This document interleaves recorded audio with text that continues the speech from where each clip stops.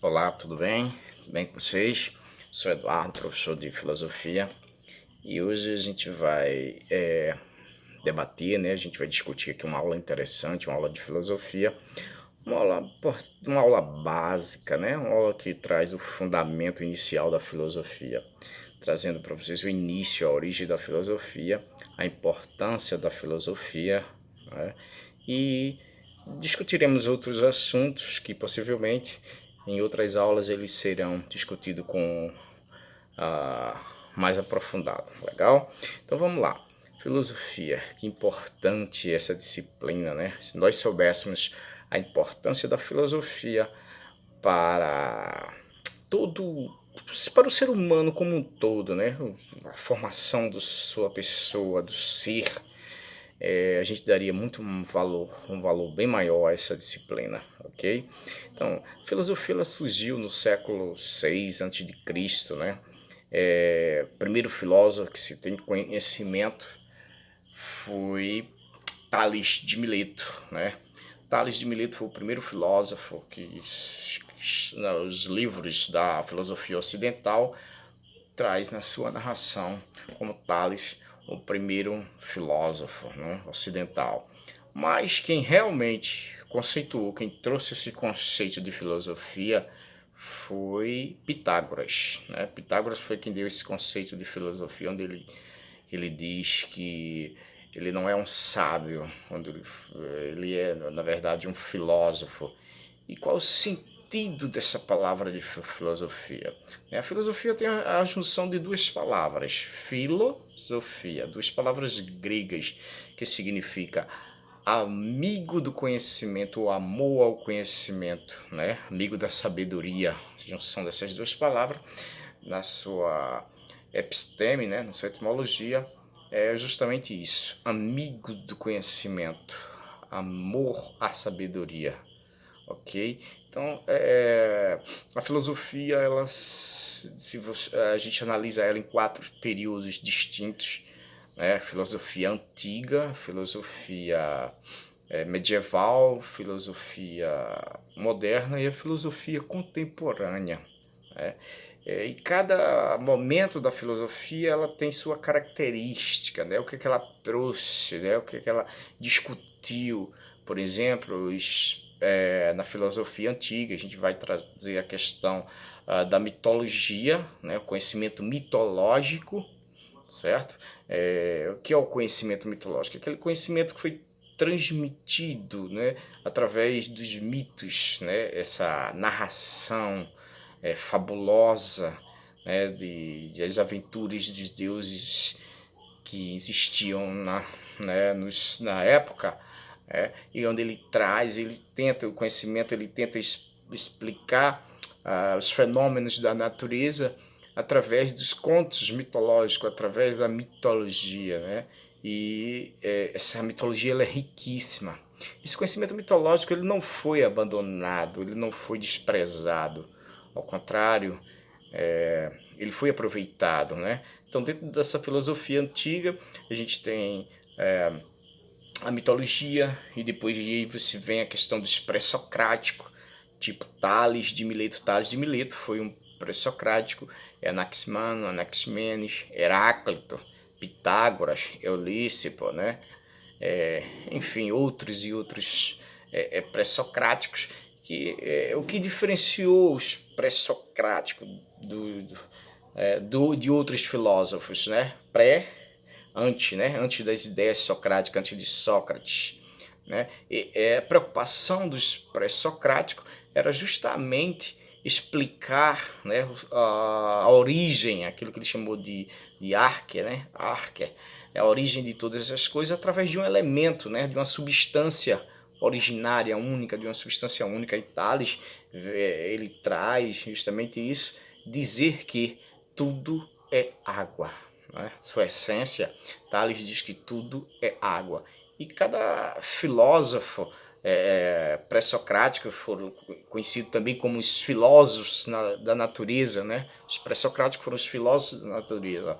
E esses filósofos deram uma grande contribuição para a filosofia. na busca justamente disso, né? De uma essência principal, né? De um elemento originário, que ele denominou de arque, para dar explicação da origem de todas as coisas. E aí esse conhecimento ficou chamado de cosmologia, né? Cosmo, mundo, né? Estudo, a organização, a origem do mundo, né? Tales vem água, e aí vem Heráclito também muito interessante, naquele que ele diz que ele traz o fogo, né? O fogo como um elemento arca, e uma música interessante de Lulu Santos hoje, nos dias atuais, nada do que foi será de novo do jeito que já foi um dia. Ele traz justamente essa constante, essa constante transformação, né, das coisas, tudo está em movimento.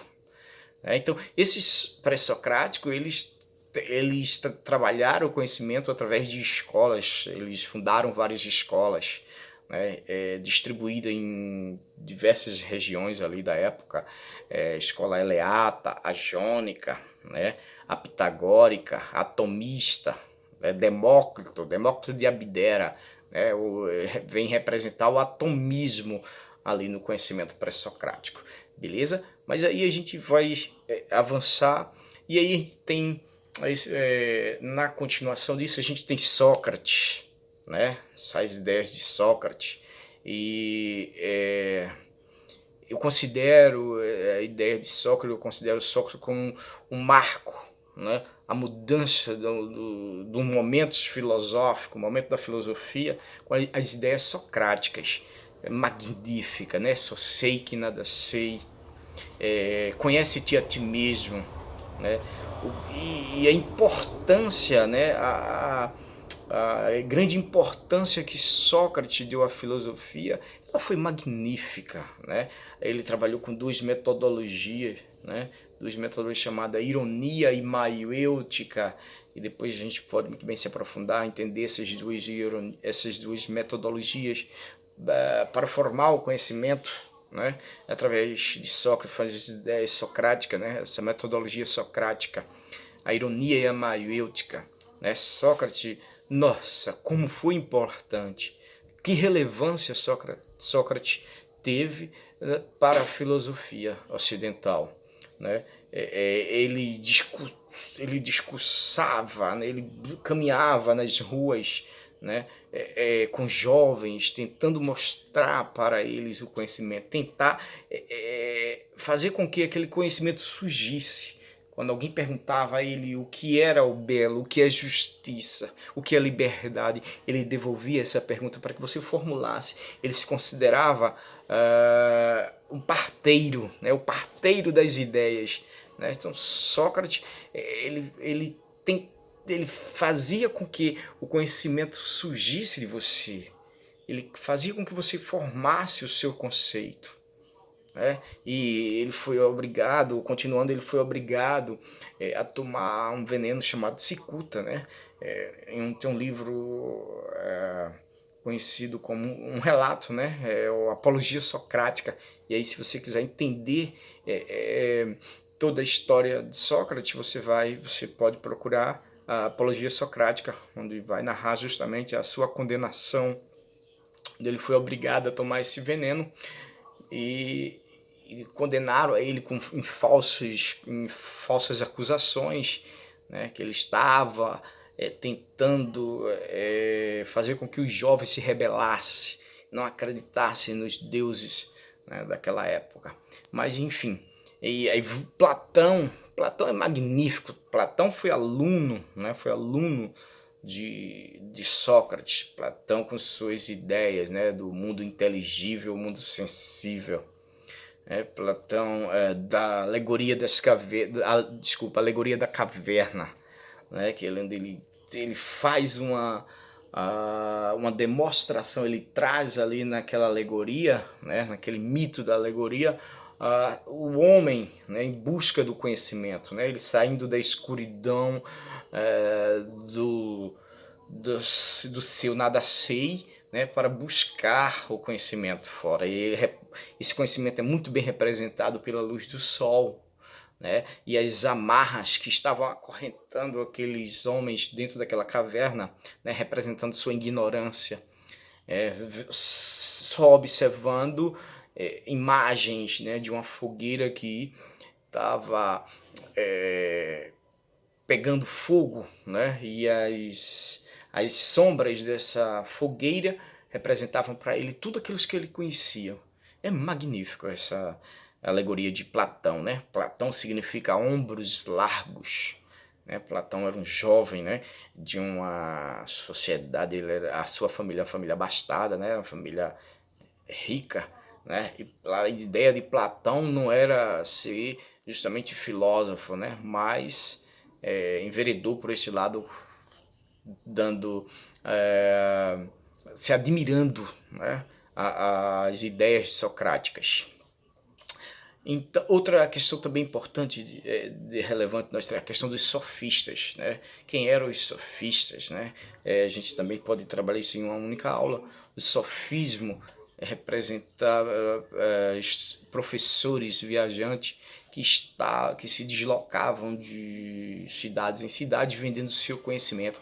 E Sócrates não aprovava esse tipo de conhecimento, né? Por quê? Porque eles vendiam aquilo que ele chamou de pseudos conhecimentos, porque o conhecimento não se vende. Então, gente, qual é a principal característica de um filósofo? É justamente essa inquietação, né? Essa busca de novas respostas para uma pergunta, para várias perguntas. Essa não contentação com a primeira resposta que a ele foi dada, né? Essa busca constante, né? Tentar ir além, né? Não se contentar com o óbvio, né? E buscar nova forma de refletir sobre conceitos, né? É quando Sócrates ele traz muito bem à tona na sua discussão, né, de discutir as suas teorias na ironia, fazer com que você buscasse dentro de si aquilo que você acha que é, né? Então, o que é a liberdade? O que é justiça? O que é belo? Esses conceitos todos foram discutidos, foram tratados por Sócrates. Sócrates trabalhou muito bem a questão filosófica, que antes dele entender, né, a origem daquilo que estava ao seu redor, ele tentou entender a si mesmo. Ele fez com que as pessoas entendessem a si mesmo. Então, essa é a importância de Sócrates na filosofia, né? Então, essa é a característica de um filósofo.